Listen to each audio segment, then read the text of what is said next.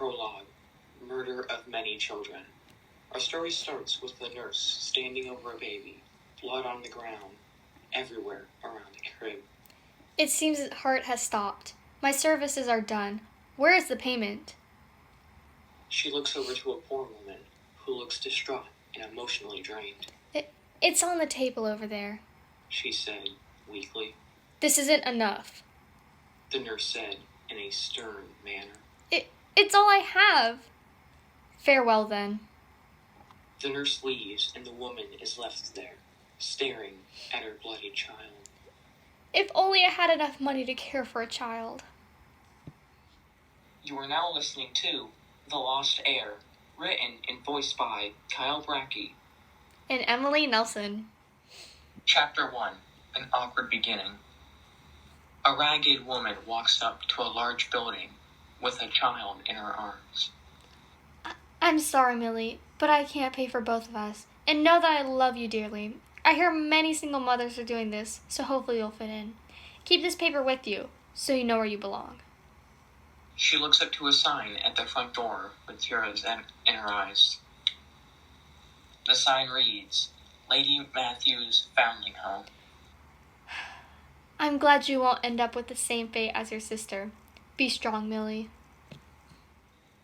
Chapter 2, Sent Away. After 15 years, Millie, still in Lady Matthews Foundling Home, converses with her friends Rosalie and Roger. Rosalie, have you seen this chapbook? It says that only well-off people went and worked for experience. Oh, doesn't that sound amazing? Millie says in an excited tone. It does, doesn't it? It will never happen, though. No one chooses young adults like us, ones with no parents and no money. For goodness sake, we're living off of bread, Millie. Millie pouts quietly. Never hurts to dream, Rosalie. Are you saying you've never had a dream? Not since my mother abandoned me. Only half of us survived in the first year. I count it as a blessing I'm alive. Rosalie says, getting choked up on her own words. No need to push fate. Millie sighs and falls onto her dirty and poorly made bed. Oh yes, I get that lecture every day from Lady Matthews. I take my bread gratefully. I heard in other places they have a magic item called the potato. Millie, that's not in the Bible. We can't eat that, Roger says, raising his voice. Oh, Roger, come on. God isn't going to punish us for eating a silly little vegetable like you. Out of the third of the infants sent to these homes, why'd I have to be in the same one as you? Be glad you're beautiful. If you weren't, you wouldn't be alive, Rosalie says, looking over at Millie. Your looks set a good example for the foundling home. People don't know you're as dumb as a bread from the Bastille. My grandpa tore down the Bastille with his bare hands. Rosalie laughs at Millie bitterly. You don't even know your parents. Don't lie, Millie. Chapter 3, The Strange Man. Millie walks down the hall to talk with Lady Matthews, but stops upon hearing an unknown voice. I didn't know there's company over today, Millie says quietly as she leans against the door, listening in on their conversation. Why not take a well-off one? The children here are worn down and depressed. Well, all except for Millie, of course. Millie? That's a name I've only heard of in England, the strange man says, confused. Millie is a sprightly young girl. Not very smart. Yes, she is beautiful. She would be someone that would fit in at your estate and help people see you as a gentleman. She is here? Get her. I want to see her firsthand. Of course, monsieur. Lady Matthews gets up and opens the door. Millie falls through with a squeal. Millie, were you listening in? I've told you many times not to. Lady Matthews raises her hand, getting ready to slap the child. Her hand is grabbed by the strange man, and he steps in between them. No need to harm the girl. It's normal to be a little curious, is it not? Well, yes, but... I want her to work in my estate. Please have her ready by tonight. One of my guards will escort her. What's going on? My name is Jean-Pierre. I work in Parliament. Chapter 4, Life in the Estate.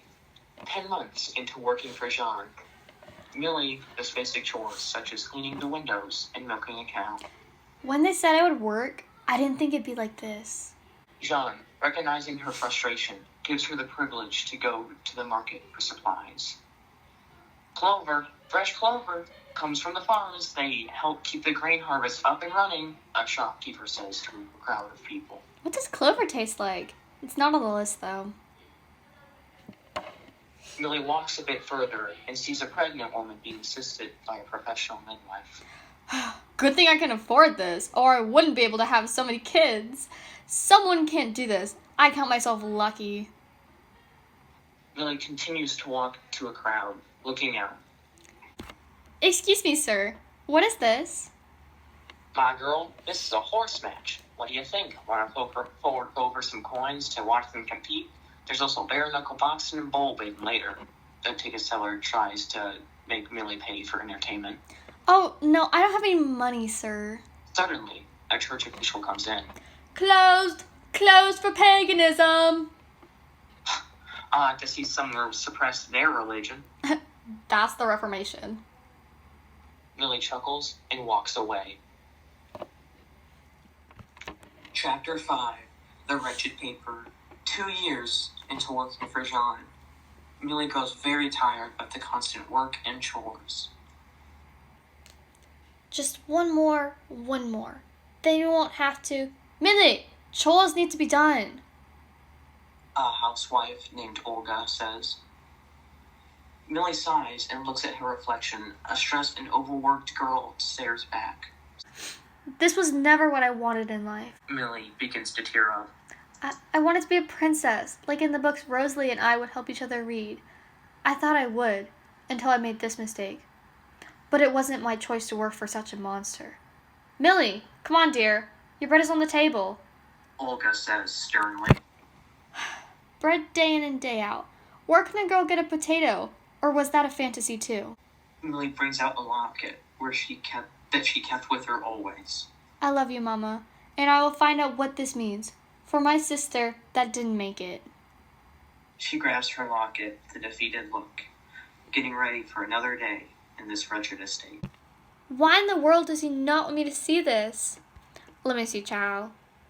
Olga picks up the tattered and torn piece of paper. Oh dear, this isn't in French, is it?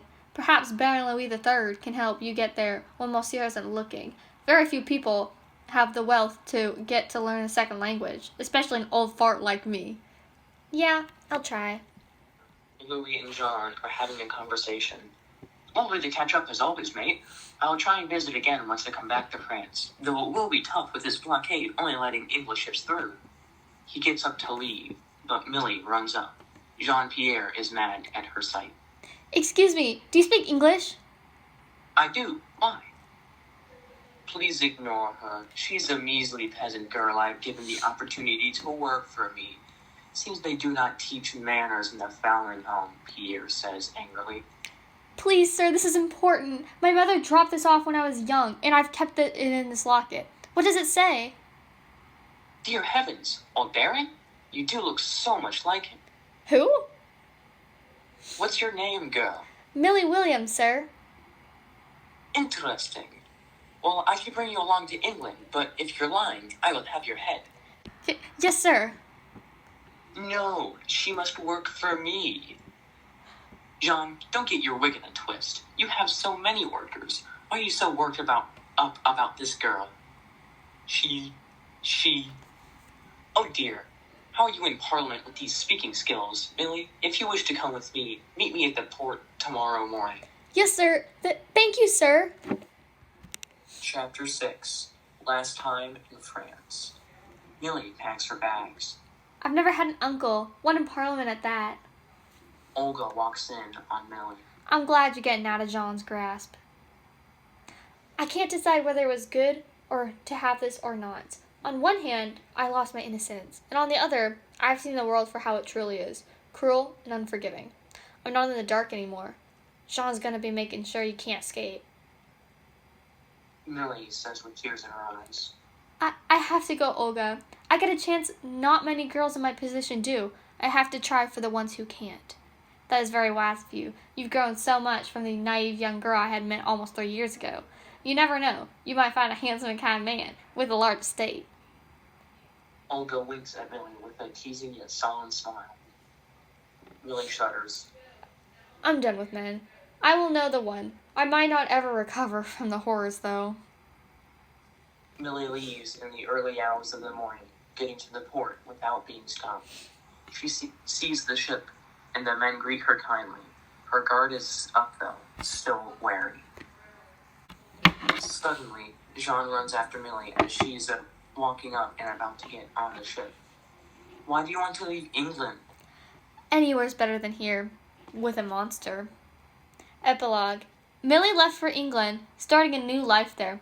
She met Baron Williams, who turned out to be her uncle. Her parents left England to flee from the political tensions, but hardships still followed them.